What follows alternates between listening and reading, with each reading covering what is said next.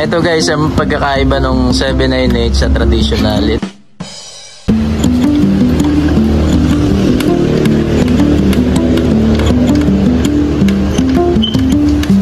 Ito guys, ang pagkakaiba ng 798 sa traditional. Itong 798 meron na siyang goma.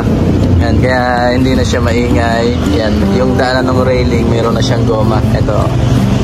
Yan.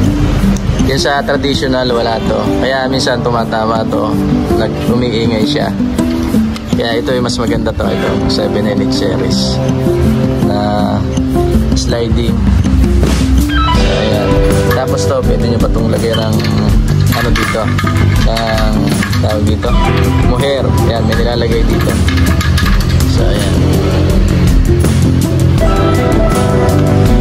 4 kinds nga pala guys ang tawag dito sa goma na to. Nilalagay ito sa interlocker saka sa lock style.